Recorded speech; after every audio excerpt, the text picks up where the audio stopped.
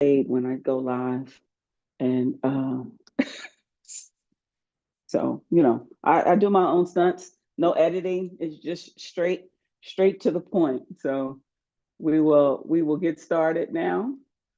And well, welcome everybody to our webinar tonight. It's Apprenticeship 101 for companies. This webinar is meant for companies. If we do have any aspiring apprentices out there, we have some stuff on YouTube that you guys can go and look at. So we won't be answering any of the applicant questions today at all. This is strictly for companies. As I said before, you can use the chat feature, the Q&A, if you have questions. I have a deck. We're going to go through that deck and then, take questions at the end. So let's go ahead and get started. You don't want to see the Zoom. The live stream. Let me turn that off. There we go. All right, so I don't have to look at myself and look at you guys. So.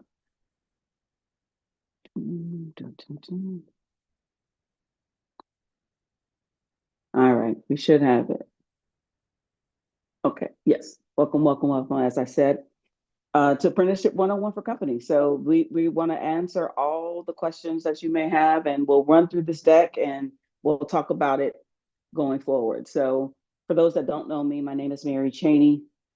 Oh my goodness, I have over 30 years of experience in information security. You see, I said information security, right? So you know how that goes back. Information security, privacy and risk management, information/cybersecurity. Former everything. So former special agent for the FBI. I am a licensed attorney. I've spent time in corporate America, GE Capital, J&J, Comcast, a short stint with a therapeutic company called Asperion in cybersecurity and privacy space. I spent a lot of my time on the ops side, so incident response, security operations center. I set up and ran a SOC for J&J, and which is part of what this program is all about as well, the apprenticeship program. So 30 some odd years. I am the chairwoman and CEO of Minorities in Cybersecurity. I'm also the founder and CEO of our fully owned subsidiary, MiC Talent Solutions, which has the apprenticeship program in it. You want to stay connected with us. These are our social media handles. We still have websites too. So we can go out to the websites for more information. We usually post videos and everything on that. Similar to this on YouTube, for those that are out there watching us on YouTube, hello, hi, welcome.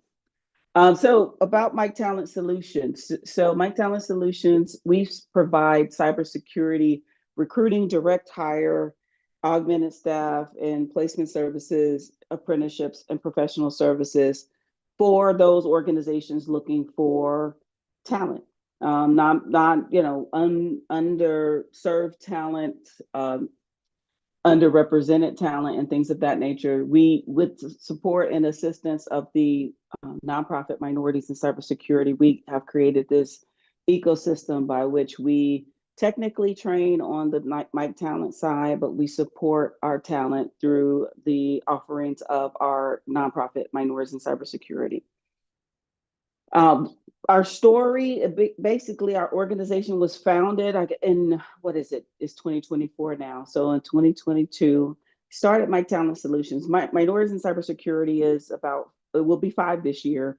And we started out on the nonprofit side as a leadership development organization. We essentially develop talent. We have leadership development programs. Our organization on the nonprofit side is broken down into 4 types of groups. We have our aspirers, which the result of that, we have aspirer sessions on our YouTube channel. So if you are someone looking to get into cybersecurity, you go and we have a day in the life of segments that we go over a person that's working either directly in cybersecurity or tangentially, maybe in privacy risk management. That will come through, and we have an hour-long chat about what they do. We have our builders. Our builders are, let's say, 0 to 5 years or so. We have a leadership program for those folks. It's called the MiC Builders Program. That's a 5-month program. It's every other Saturday for 5 months. They start theirs tomorrow. I'll be teaching tomorrow as well. Then we have our communicators. Communicators are those that are looking to go from individual contributor to people leader. Therefore, they are that transition between an individual contributor and people leader can be tricky because folks are usually used to doing things themselves, and now they have to learn how to actually support a team or to develop talent, in other words. And then we have our MiC directors, those that have reached the director level and above, looking to get to the C level and ultimately the board of directors. That program has not launched yet. We want probably not 2024, hopefully 2025. I think 2024 is going to be an awesome year. And so our vision at Mike Talent Solutions is to provide career opportunities for minorities, women, and non-binary talent. We provide that to increase representation within the space. Again, like I said, I have 30 years of experience in the space, and oftentimes I was the only of color, of female, in anything in some of these organizations, these larger organizations that I was involved in. And, I want my vision and what I saw, because I've always liked developing talent. Even as leader, I entered into my corporate career as a director. And so I always had a team under me that I was, and talent development was one of those things I was really, really passionate about because I wanted to see them be successful in everything that they do. And so that's what Mike and Mike Talent are about, is supporting individuals and trying to bring those job opportunities for organizations like yourselves that are looking for that talent. Um, our mission, of course, is to work with the organizations committed to solving their cybersecurity talent pipeline issues. I'm not kidding when I say you have 500. I looked today, so cyberseek.org. I was on cyberseek. Shout out to them. 570 plus thousand jobs in the US alone. And then you have a whole bunch of people that want to be in the space. But in every place that I go and all the organizations and all the things that I do on a regular basis, there seems to be a disconnect between the hiring managers and the organizations looking for talent and talent that is looking for in the space. Now we'll talk about this a little bit more, but the talent that we have, and we are focusing really on non-traditional pathways, transitioning professionals, those that have a certain level of a professional, they may have transferable skills, so to speak, in the cybersecurity profession, and we're training them in that regard. So our goal is to treat everybody like they can be successful. Anyone in this space that has that has the heart and the determination to be in cybersecurity can. And we'll get to why I think that.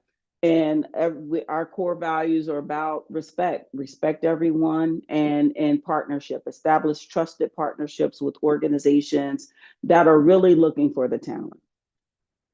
So, like I said, our services, we have our Department of Labor authorized, recognized, registered apprenticeship program. And we do direct and contract hires. We also do executive searching as well as consulting and professional services, all under it with the unique focus on underrepresented talent. So as I pointed out, there are 3.4 million. I didn't change that one. I actually went into the deck and changed that number because the last time I did this, it dipped to 551, if that could be a dip. But now it's back up to over 570, 570 plus job opportunities. And so we have an opportunity. We have the ability as professionals in this space to now grow the next generation of talent. I have my own theories about why it is that the shortages exist, but we don't want to go there. Just know that we can solve the problem together.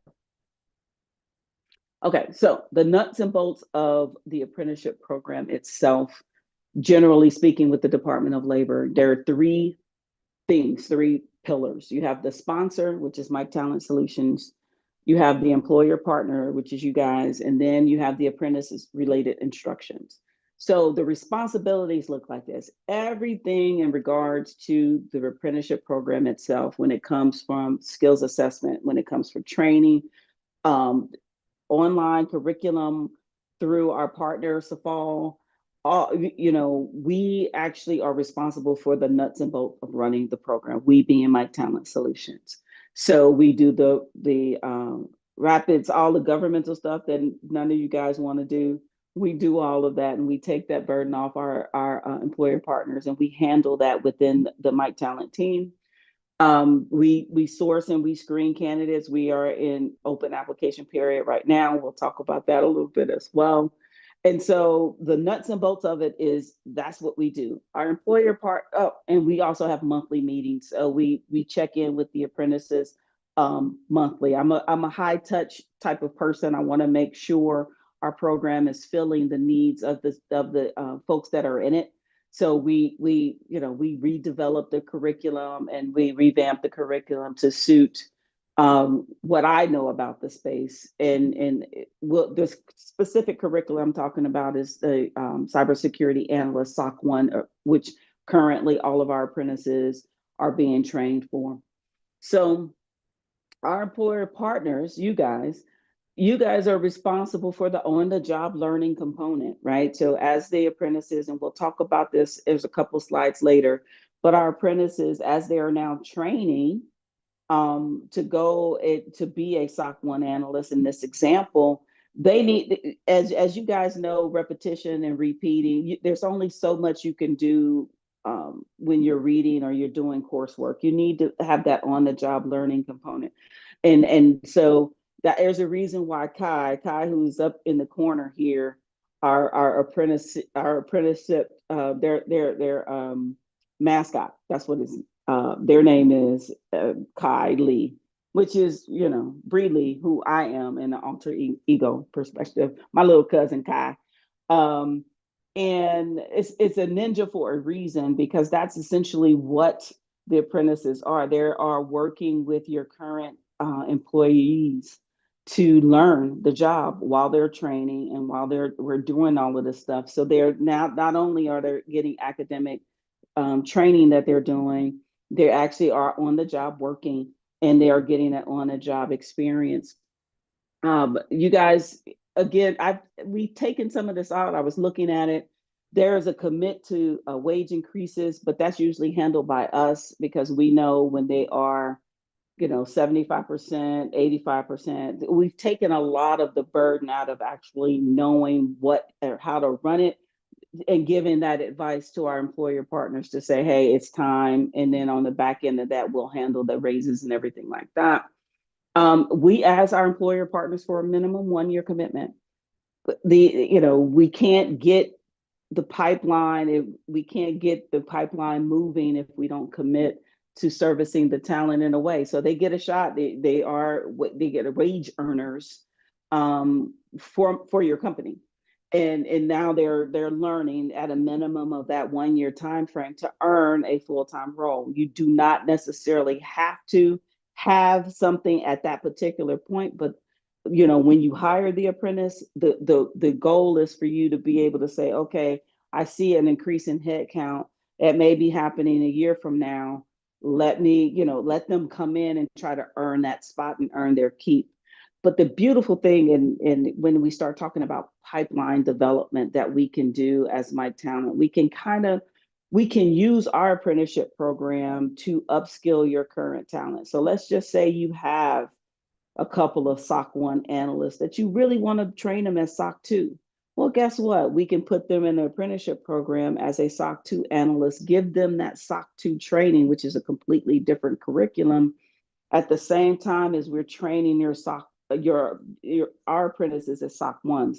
So if you can consider it the flow, the water flow or the pipeline flow, it's more or less getting the necessary training for the individuals within your organization to be able to move individuals that are trying to get into space and transition them into the profession. So now we have this pipeline when they become SOC 1s, and then after a year or two, they want to be SOC 2s, they go to SOC 2, then we, put a couple of more apprentices in there. So that's my thought process. I don't think it's that complicated. I think that the reason I'm holding this webinar is to educate on what this really looks like.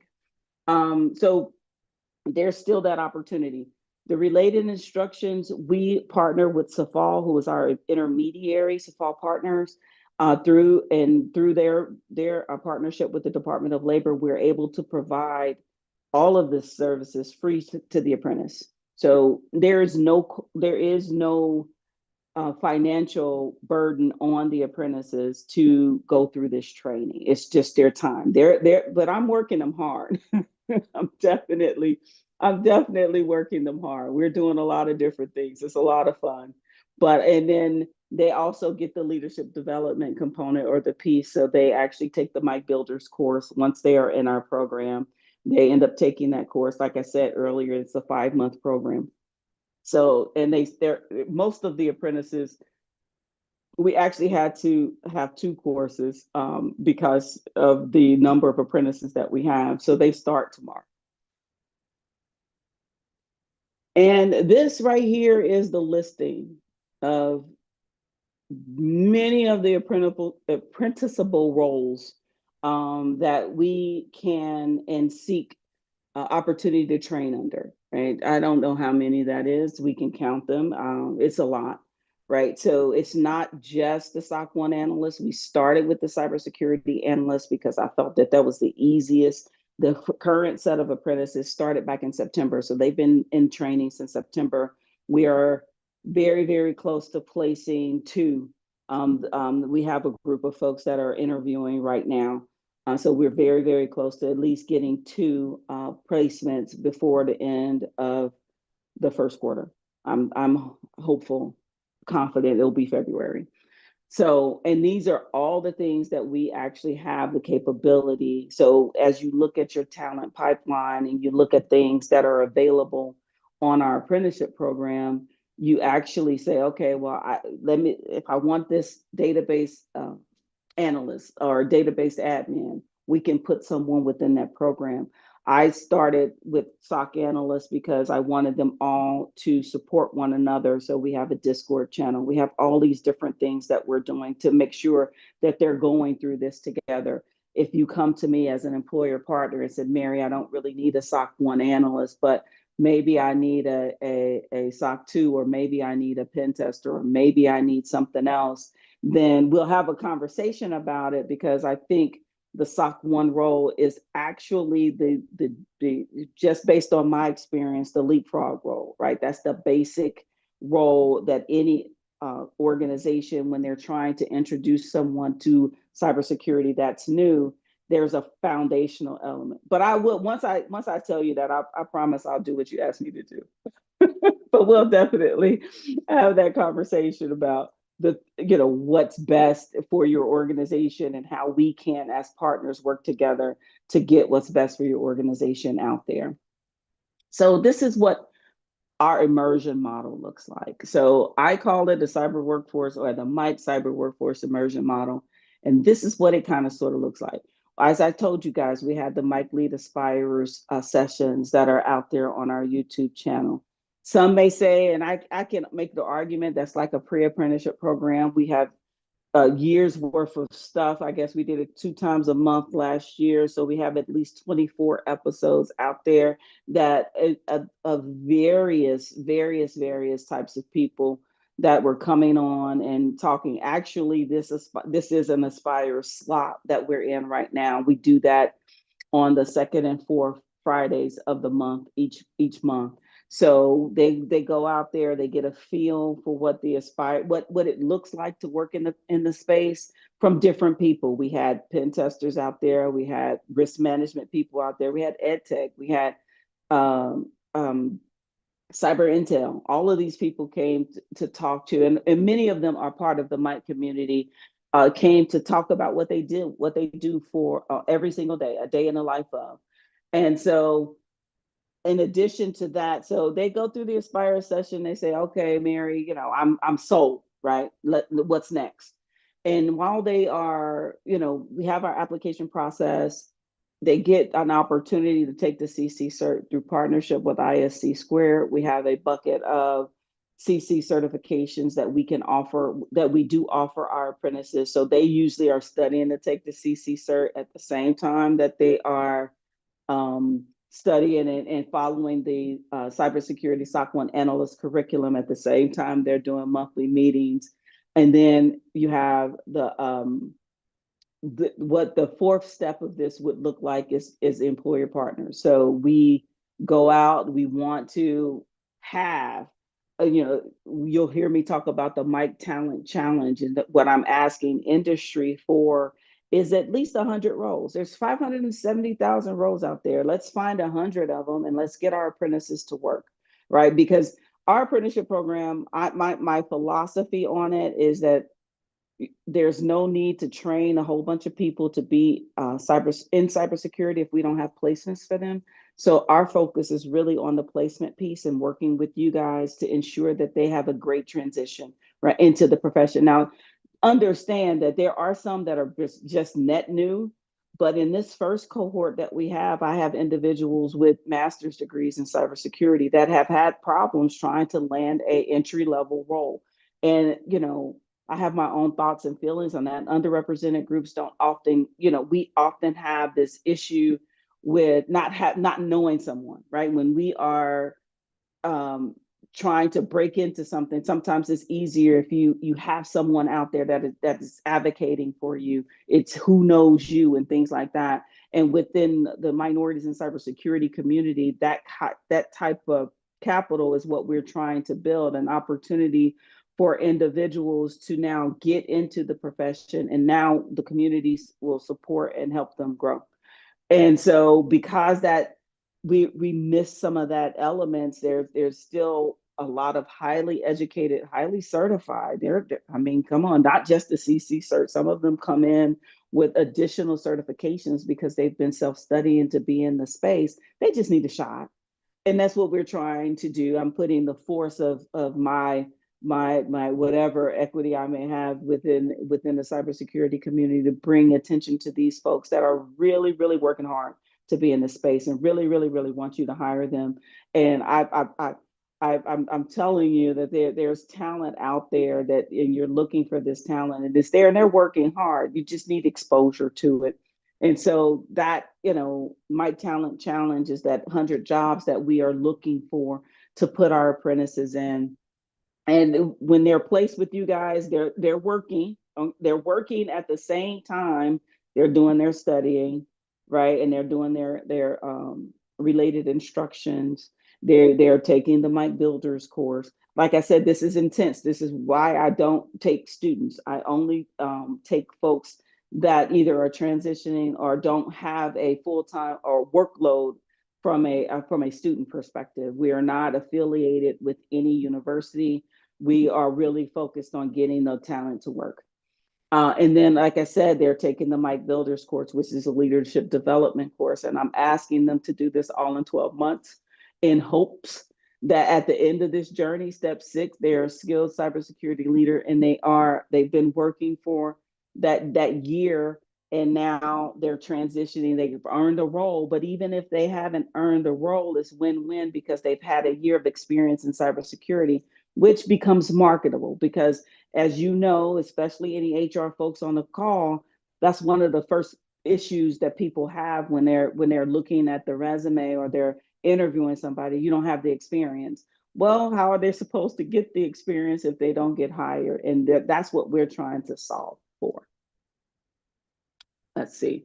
So the model, I don't know if you guys see that timer thing is bothering me, but the model is based on what I knew, right? So former FBI special agent, when I went into the FBI, I barely knew that the FBI's phone number was at the front of the yellow pages.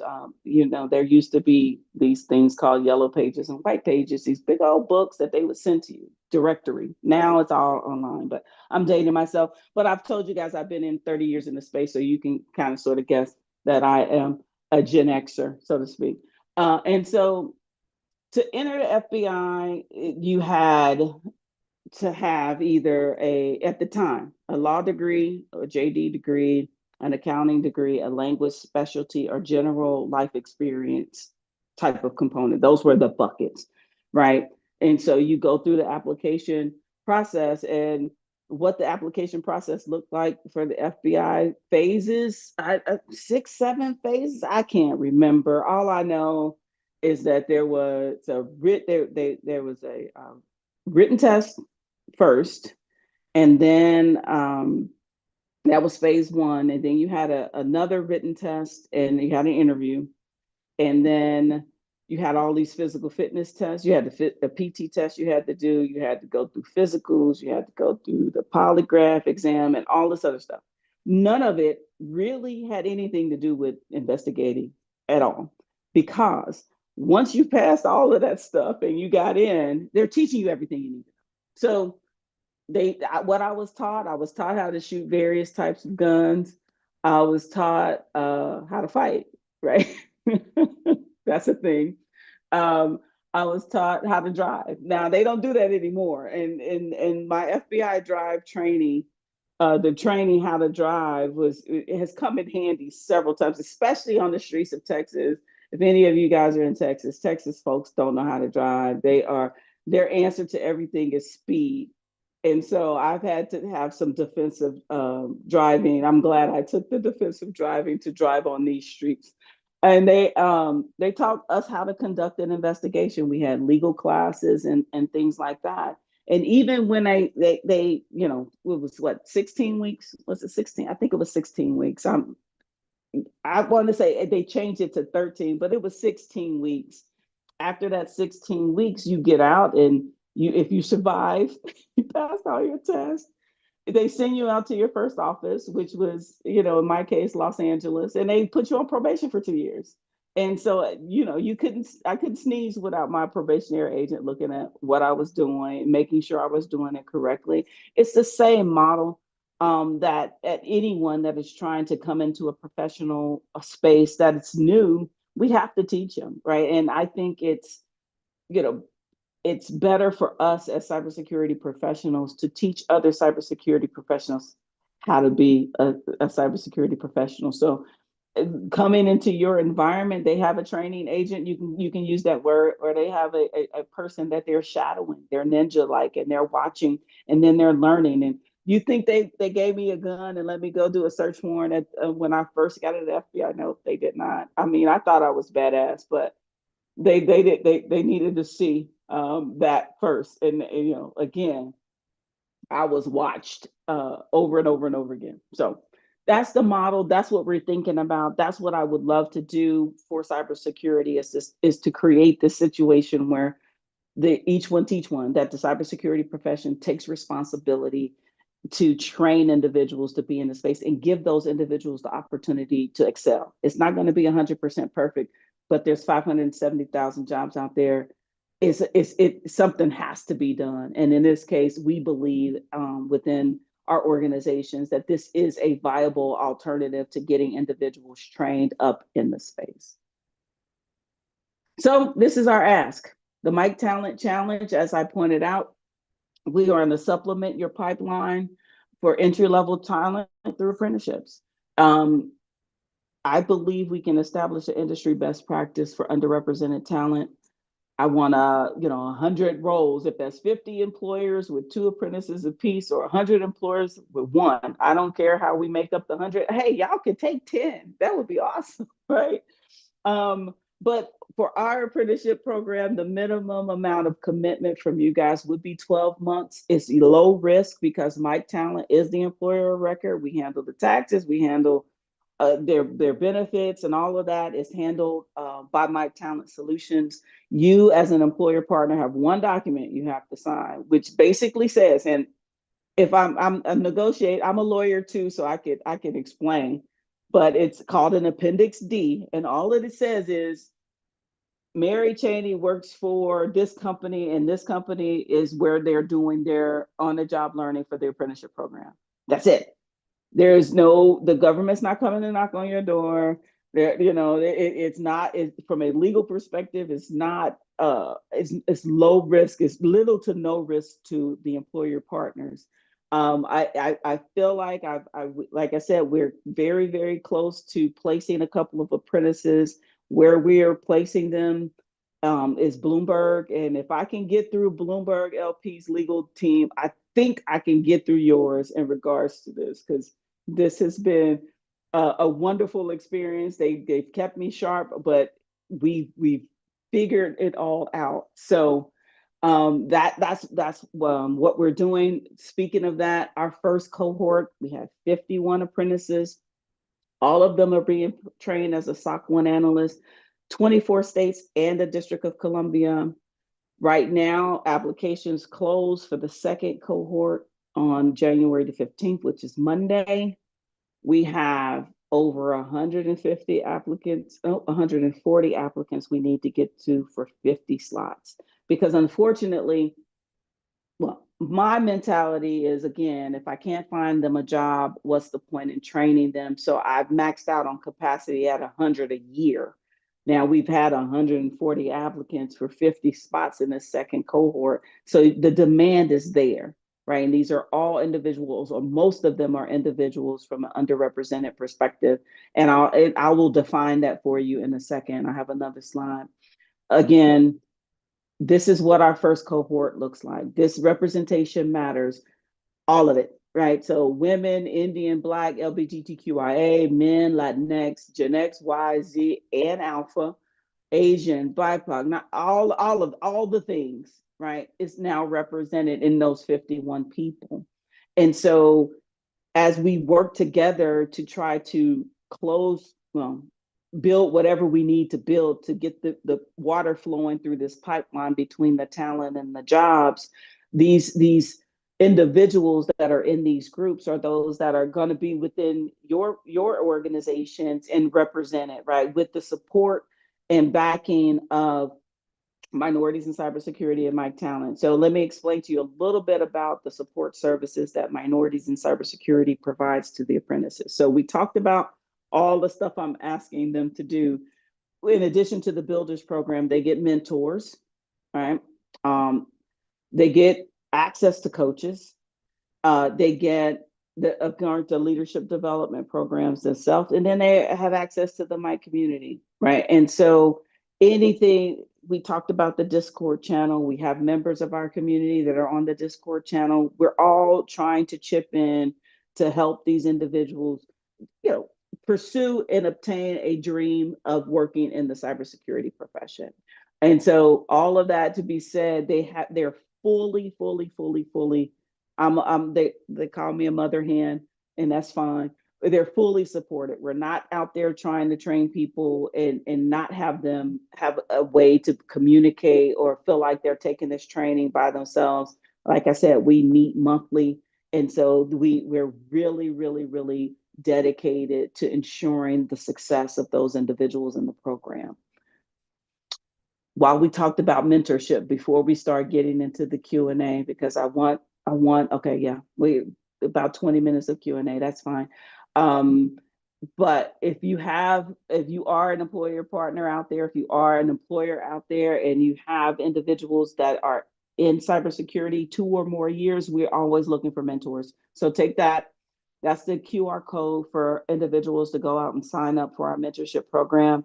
We're going to have we have the current mentors, but we really need more. We need additional people out there to say, hey, yes, I'm in this space. Yes, let's work together. Let's build up the community to be what we need it to be. So let's see. Contact information. Here's my contact information. You can reach me, Mary, at MiCTalent.solutions. It's not a top line domain, but you can reach me at MiCTalentSolutions.com. I just like the MiCTalent.solutions because I wanted to be different. And that's what it was. That's all it was. So let me stop sharing and see if there are questions out there. Nat, you gonna help me? Absolutely. Let's see what's going in the chat. Let's see. All right, more information more. So after applicants for the RAP program have applied, what's the matter? Okay, the applicants, we're not handling any applicant questions at all. This webinar is strictly for employers. And so those are the questions that we're looking for. And so that questions out there from individuals that are potentially hiring managers and folks out there. Would love to hear from you if you have any questions about our program, what it looks like.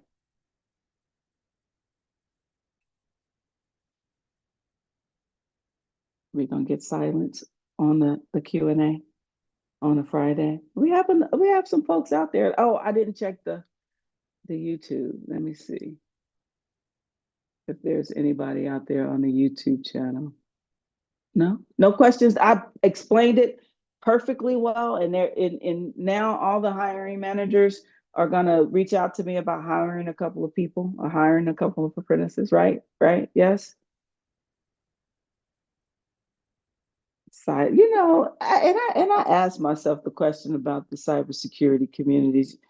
I was told that I have to wait at least 30 seconds with the introverted folks before they ask a question. And so, but the silence though, it's something that at my extroverted self today has an issue with. So all that to be said, if there aren't any questions, that's perfectly fine. We don't have to stay on the call. Um, let's see.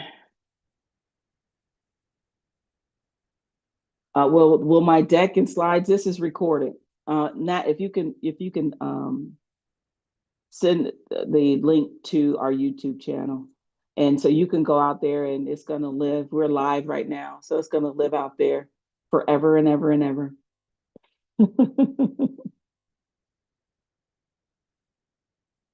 No questions. Going once.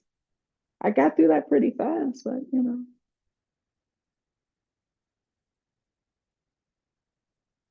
going twice.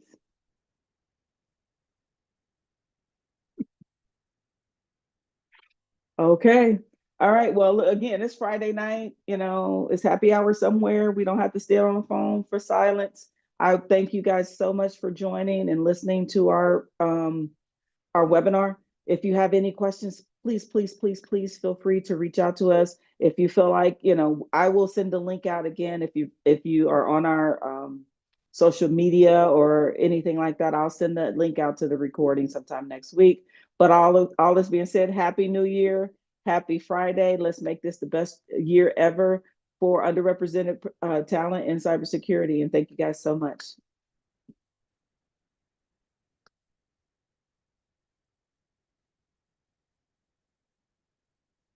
Bye bye.